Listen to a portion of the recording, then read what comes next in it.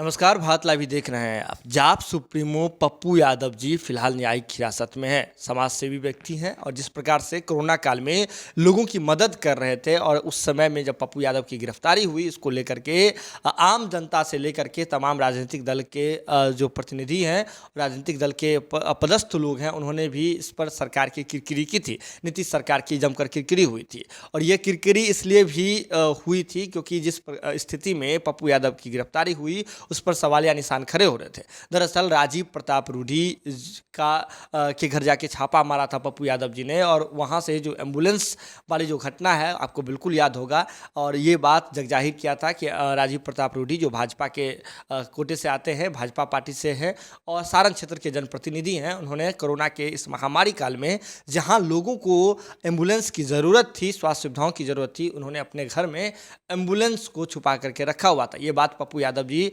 ने social media के जरिए लोगों से कही थी और ये खबर जो है पूरे देश के मीडिया जगत में सुर्खी बनी थी। इसके बाद पप्पू यादव जी को 32 साल पुराने मामले में गिरफ्तार किया गया, जिस पर तरह तरह के सवाल खड़े होने शुरू हो गए थे।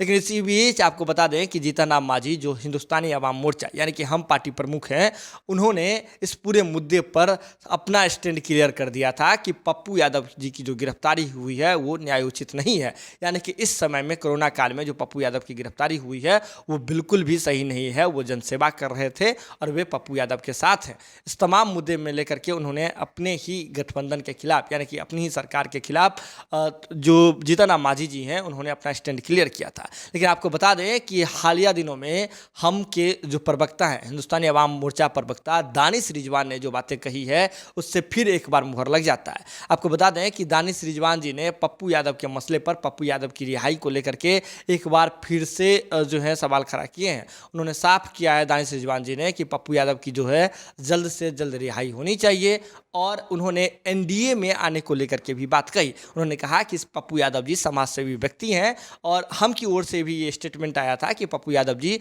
समाज सेवी व्यक्ति हैं, वो गरीब, शोषित, वंचित इन समुदाय के लिए जो है वो काम करते हैं, उनकी आवाज़ बनते हैं।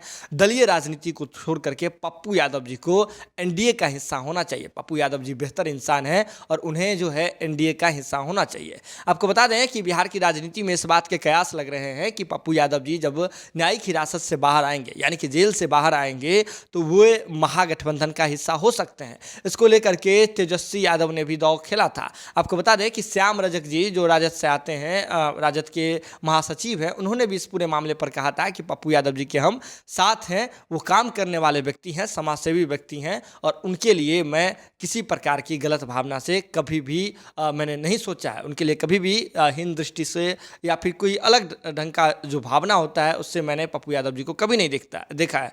वो मानवता का मिसाल हैं और समाज सेवी व्यक्ति हैं। तो इस तरह से ये कयास लग रहे थे कि वो महागठबंधन की ओर जो है, जिस तरह से पप्पू यादव पहले तेजस्वी यादव जी ने भी उनकी गिरफ्तारी के बाद जो प्रतिक्रिया दी थी, इस बात से कयास लगने शुरू हो गए थे बिहार की राजनीति में कि पप्पू यादव जी जैसे ही जेल से बाहर आएंगे इसके बाद वे महागठबंधन का हिस्सा बन जाएंगे। लेकिन अब जब जीतन राम मांझी जी ने भी अपना स्टैंड क्लियर किया है, जीतन राम मांझी जी ने पप्पू यादव को लेकर के ही बगावत शुरू कर दी है। आपको बता दें कि पप्पू यादव ही कहीं ना कहीं कोर में बैठी हुई चीज़ थी, जिसको लेकर के जीतन राम मांझी जी ने अपने ही दल में, खैर अपने ही गठबंधन में अगर बात करें, जो गठबंधन के मुख्य घटक दल हैं भाजपा, उसके खिलाफ बिगुल फूंक दिया है। आपको बता दें कि भाजपा के फैसलों को लेकर के जीतन राम मांझी हैं वो लगातार सवाल खड़े कर रहे हैं और अपना बगावत का जो तेवर है वो जीतन राम मांझी जी लगातार एनडीए को दिखा रहे हैं। ऐसे में पप्पू यादव जी कहीं ना कहीं कोर में बैठी हुई चीज़ है और पप्पू यादव को लेकर के जीतन राम मांझी जी ने बगावत छेड़ दिया है। उन्होंने कहा है कि पप्पू यादव जी की जो है रिहाई होनी चाहिए और जब तक रिहाई नहीं होती है तो ऐसे ही बगावत चलता रहेगा।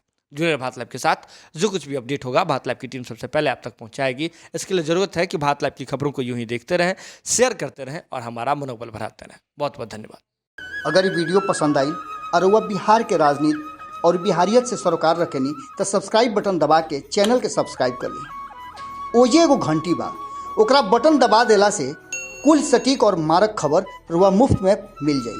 अगर रुआ पत्रकारिता के हमनी के नया प्रयोग में सहयोग कर चाहतानी तो ज्वाइन बटन दबा दी।